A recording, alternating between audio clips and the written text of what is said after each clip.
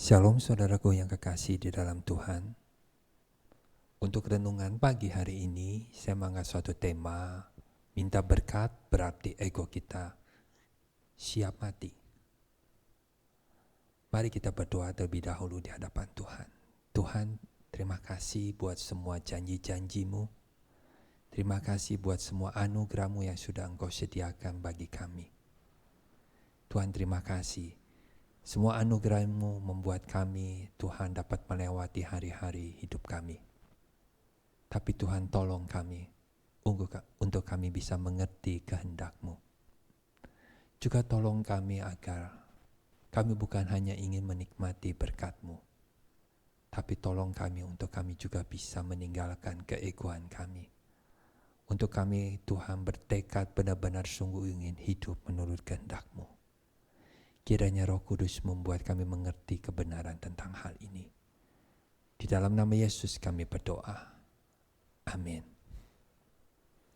Saudara, di dalam renungan pagi sebelumnya saya mengangkat tema ibadah sejati, yaitu hanya fokus untuk hal yang rohani. Saya berharap saudara bisa mendengarkan renungan pagi yang sebelumnya ini, yaitu di tema saya yang saya angkat, yaitu tentang ibadah sejati ini. Supaya saudara juga bisa mengerti apa yang saya ungkapkan, apa yang saya sharingkan pada hari ini. Sedikit ingin kita coba mengulang untuk mengingat kembali tentang tema sebelumnya, yaitu apa itu arti iman. Iman yaitu kita mempersembahkan hidup kita kepada Dia yang kita percayai.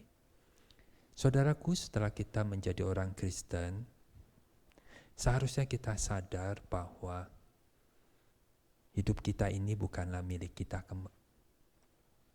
lagi. Setelah jadi orang Kristen, mungkin kita harus sadar, harus mengerti mengapa hidup kita harus sesuai dengan pimpinan Tuhan. Yaitu yang tadi saya katakan, karena dengan kesadaran yang tulus, kita sebelumnya sudah mau menyerahkan hidup kita, diri kita kepada Tuhan untuk menjadi milik Tuhan. Inilah arti iman itu. Apa arti ibadah? Ibadah yaitu kita menyembah atau meninggikan Dia yang kita percayai. Ibadah menunjukkan bahwa kita datang kepada Dia yang lebih berkuasa dari kita. Ibadah yaitu menunjukkan bahwa kita datang kepada Dia yang kita mau tinggikan satu-satunya.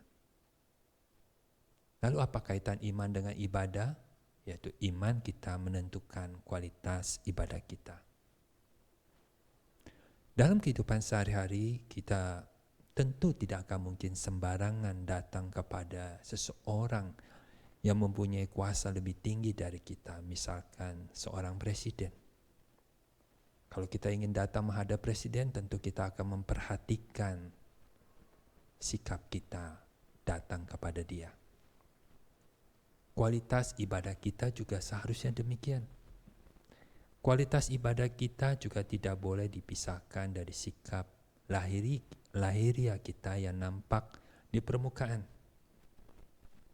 Apalagi sekarang ini kita mau datang kepada Dia yang Maha Tahu, yang lebih juga menekankan kualitas batin kita.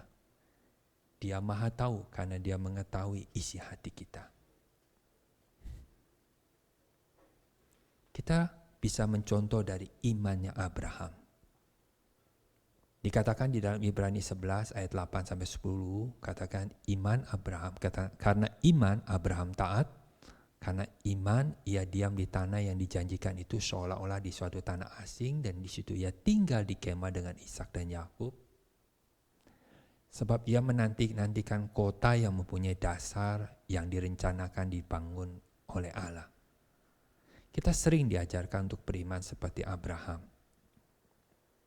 Akan tetapi kita sering diajarkan untuk beriman untuk hal apa? Saudara, saya akan coba memberikan suatu contoh untuk kita mengerti bahwa kalau kita lihat dari satu sisi, kata seolah-olah di tanah asing ini memberikan kesan kepada kita bahwa sesungguhnya Abraham bukan tipe yang tergesa-gesa. bukan tipe yang terlalu bernafsu, sama seperti Lot. Kalau kita ingin iman kita seperti Abraham karena dia adalah bapa orang beriman, maka kualitas iman kita harus juga seperti kualitas iman yang Abraham miliki. Saudara coba dengarkan contoh doa yang saya ingin sampaikan kepada saudara. Doa mencari kerja. Misalkan doa mencari kerja. Contoh doa yang pertama seperti ini. Tuhan tolong saya agar saya bisa mendapatkan pekerjaan. Pimpin saya di dalam mencari pekerjaan karena saya rindu Tuhan untuk secepatnya bisa dapat pekerjaan. Saya juga tidak ingin dikatakan sebagai seorang pemalas, Kristen yang malas. Saya ingin benar-benar Tuhan memiliki penghasilan supaya bisa berbakti juga kepada orang tua. Tolong saya Tuhan, di dalam nama Yesus saya berdoa. Amin. Ini suatu doa yang boleh kita katakan baik. Semua orang juga mengamini ini doa juga boleh-boleh saja seperti ini. Tapi saya akan memberikan contoh doa yang kedua, saudara. Ya sama tentang hal kita mencari pekerjaan. Doanya seperti ini, Tuhan tolong, saya ingin bekerja. Tolong pimpin saya agar saya bisa mendapatkan pekerjaan yang memang menurut kehendak-Mu. Saya berharap pekerjaan yang saya dapatkan Tuhan, juga di hari Sabtu dan Minggu saya bisa libur dan saya bisa juga beribadah kepada Engkau. Tolong saya Tuhan di dalam pekerjaan saya nantinya, tolong saya agar saya tidak karena pekerjaan akhirnya mempengaruhi kehidupan saat teduh saya. Tolong Tuhan agar saya tetap mempunyai kehidupan yang saat teduh bersama Engkau. Tolong juga di dalam pekerjaan yang saya dapatkan nanti mungkin saya menemukan bos atau pimpinan atau teman kerja yang tidak takut akan Engkau. Tolong Tuhan kuatkan iman saya dari segala godaan dan penuhi hati saya dengan belas kasihan agar saya juga tetap bisa berdoa untuk pimpinan saya, untuk bos saya, untuk teman kerja saya. Tolong Tuhan tetap agar saya bisa menjaga ketulusan di hadapan Engkau. Sekali lagi Tuhan tolong Roh Kudus-Mu pimpin saya, jaga saya agar jangan pekerjaan mempengaruhi kehidupan kerohanian saya. Agar saya tetap bisa fokus, bisa melayani Engkau. Sekali lagi Tuhan, semuanya menurut kehendak-Mu, menurut pimpinan-Mu. Di dalam nama Yesus, hamba-Mu berdoa. Amin. Saudara, apa itu iman? Iman, kita berdoa dengan iman bukan fokus kepada masalah kita diselesaikan Tuhan atau dibantu Tuhan untuk kita bisa menghadapi masalah yang kita hadapi. Berdoa dengan iman adalah juga memfokuskan bahwa hidup kita ada hubungannya dengan rencana Tuhan. Jadi saudara, di sini saya memberikan suatu perumpamaan tentang mengasah pisau. Jika saudara ingin mengasah pisau dari yang tumpul menjadi mata pisau yang sangat tajam, maka saudara harus mengasahnya dari dua sisi. Iman kita juga harus seperti itu, harus diasah dari dua sisi. Iman kita tidak boleh hanya diasah dari satu sisi, yaitu diyakinkan Tuhan akan mengasihi kita, Tuhan menolong kita, Tuhan membuka jalan buat kita. Kita terus diyakinkan bahwa banyak janji-janji Tuhan disediakan buat kita. Iman kita tidak boleh diasah oleh khotbah-khotbah yang seperti ini saja, tapi iman kita juga harus diasah dari sisi yang kedua, yaitu kita diajarkan untuk menanggalkan keegoisan kita. Kita diajarkan untuk belajar taat kepada kehendak Allah. Kalau rohani kita mau sehat, maka kita harus juga memakan atau mendengar khotbah yang sehat. Ingat saudara, apa yang saudara dengar itu akan mempengaruhi saudara. Seberapa sering kita mendengar berita atau khotbah yang memang tidak sehat, maka khotbah yang tidak sehat itu akan mempengaruhi kita. Demikian halnya apa yang sering kita jumpai dalam pergaulan Contoh seperti Mazmur pasal yang pertama, ayat yang pertama katakan, tidak menurut nasihat orang fasik, tidak berdiri di jalan orang berdosa, tidak duduk di dalam kumpulan pencemooh.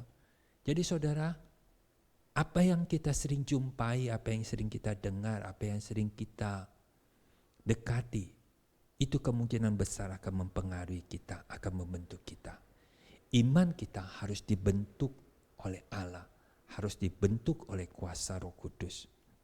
Jadi iman kita harus benar-benar menerima ajaran yang sehat, yang benar-benar mengisi iman kita, mengasah iman kita dari dua sisi. Saudara, isi khotbah yang sekarang ini lebih menekankan hal yang mana? Saudara harus di dalam pimpinan Roh Kudus untuk mengerti hal ini. Terlalu banyak bicara tentang janji Allah bukan suatu hal yang tidak boleh. Tetapi kalau terlalu banyak bicara tentang janji-janji Allah dan berkat-berkat Allah yang mau dicurahkan buat kita, sampai akhirnya kita lengah atau tidak terlalu fokus atau tidak diarahkan agar kita juga mau membalas kasih Tuhan, bertekad untuk mengasihi Tuhan. Maka tentunya lambat laun akan mempengaruhi kualitas iman kita. Kita akan lebih hanya fokus pada berkat jasmani, bukan kepada berkat rohani. Abraham memang bukanlah orang yang sempurna. Akan tetapi Abraham rela dibentuk oleh Allah hingga imannya menjadi sempurna di mata Allah. Saat Tuhan memproses dia rela mempersembahkan Ishak anaknya. Ini menunjukkan iman Abraham bukan difokuskan hanya pada berkat, tapi difokuskan pada hubungan dia dengan Tuhan. Hidupnya ingin dibangun dan dipimpin dalam rencana Tuhan. Jadi saudara, kalau kita ingin memiliki iman seperti Abraham, maka kita juga harus siap menanggalkan keegoan kita. Saudara minta berkat, saudara harus mengerti arti berkat itu. Berkat Tuhan selain menolong kita mengenal Tuhan, juga akhirnya berkat Tuhan menolong kita untuk supaya kita mempunyai kesadaran yang sungguh, kesadaran yang tulus, pengertian yang cukup untuk kita mau bertekad merespon kasih Tuhan. Saat kita mengatakan, Tuhan, saya ingin mengasihi Engkau, maka seharusnya kita sudah siap meninggalkan keegoan kita. Kita sudah siap tidak ingin berjalan menurut jalan kita. Kita sudah siap, kita sepenuhnya ingin menuruti apa kehendak Tuhan. Apakah pada saat kita minta berkat, kita memiliki tekad seperti ini? Saudaraku, sekali lagi kalau kita ingin mengasah pisau, kita harus mengasah dari dua sisi. Iman kita kalau ingin berkualitas, kita harus diasah dari dua sisi. Selain kita harus tambah mengenal Tuhan, tahu tentang janji Tuhan, mengerti kehendak Tuhan. Dan sisi yang kedua, kita juga harus diajar, kita harus mau belajar menanggalkan keegoisan kita dan belajar taat di dalam proses pembentukan Tuhan. Mungkin di dalam proses pembentukan ini kita tidak mendapat langsung secepatnya pertolongan Tuhan. Di saat itulah Tuhan sedang ingin meningkatkan kualitas iman kita. Kiranya Tuhan memberikan kita pengertian yang lebih sempurna lagi. Mari kita berdoa. Tuhan, kiranya Roh Kudus menolong kami, agar kami benar-benar mengerti sepenuhnya bahwa iman kami harus Engkau yang membentuk. Hidup kami harus di dalam pimpinan-Mu. Tuhan, tolong agar kami bisa pada saat kami memohon berkat-Mu, yaitu berkat rohani yang membuat kami tambah mengasihi Engkau. Maupun juga di dalam kehidupan kami sehari-hari kami butuh berkat jasmani. Tapi tolong Tuhan, agar kami juga bisa menanggalkan keegoisan kami. Berilah kami kekuatan di dalam hal ini Tuhan. Dalam nama Yesus kami berdoa. Amin. Kiranya Tuhan memberkati saudara.